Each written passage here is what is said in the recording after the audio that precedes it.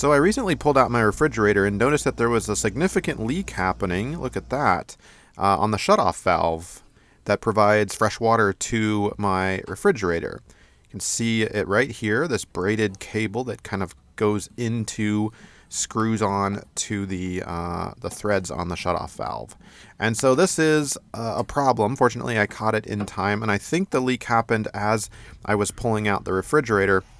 It must have provided some separation or something and created that drip leak because there was no water on the floor or anything. So hopefully this video can help you out if you do have a leak, how you can switch out this braided cable, because it turns out mine actually failed. The compression failed on it. So what I did was I turned off the water. This is a quarter turn shutoff valve.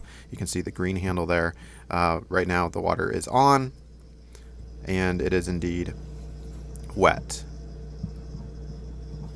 And so you're going to want to obviously shut off the water first. I am not a plumber at all, by the way, so take everything that I say and everything that you see here with a grain of salt. Call a licensed plumber if you're not comfortable with this. But the first thing I tried was obviously just to tighten it back up.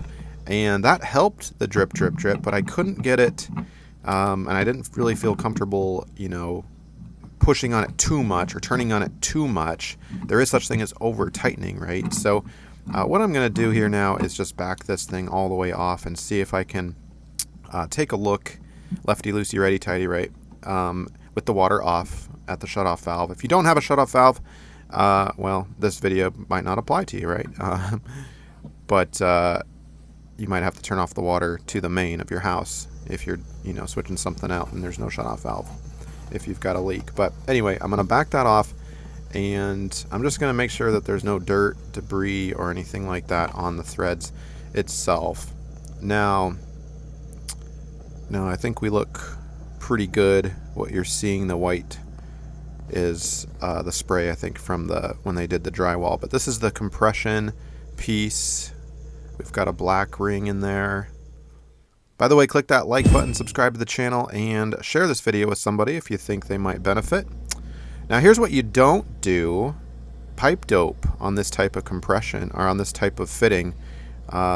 If you do some research, you'll see that's a kind of a general no-no. I went ahead and did it on the very base of it because you don't want to contaminate your drinking water supply.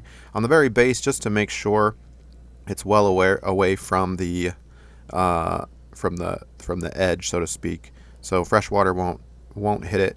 And this actually, the compression happens, the seal happens on the actual compression ring as you tighten it in, not on the actual thread. So apparently putting pipe dope or tape on the threads is futile. It doesn't really do anything. So that's what my understanding was. You can certainly Google that question yourself before you do anything like that. So theoretically, it's a matter of tightening it up to the proper tension to create that seal, like it was presumably before I pulled out the refrigerator.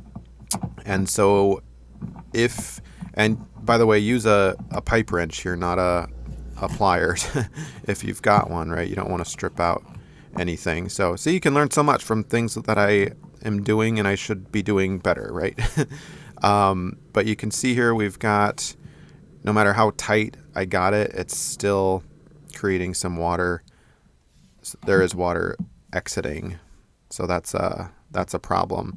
And when I turn the water back on, there was definitely a leak here. So we're going to switch out this cable. I think the black compression piece inside has failed. I couldn't get it tight enough. So with the water again in the off position, we're now going to disconnect the other side of that braided tube where it actually meets the plastic water line that goes into the refrigerator. So there's an adapter piece here, and that's really simple with a pair of pliers or two wrenches. You lefty loosey righty tighty, and a couple of turns should get that where you can just spin it off by hand and undo this piece. So when you do this, you should have, and put a towel down underneath. There might be some remnant water drippage as you take this off. Certainly in that cable there'll be some water if it's looped, for example.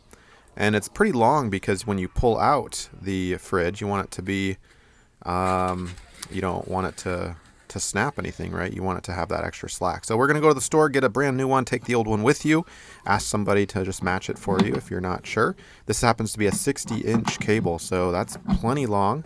Again, you want to have extra slack in there. And with the new one on there, we're going to tighten that up. It just goes right on. It's a 1/4 inch fitting on both ends in my particular situation. So again, make sure you get the right one. And it's called like an ice maker cable. I'll put a link in the description below if I can find it. And this was the problem I'm having, by the way. My water tank down there in the fridge part sprang a leak, but that's another story. You can search my channel if you're interested in how I fix that, DIY style for super cheap. But with the new one on there and tightened down securely, that solved the problem.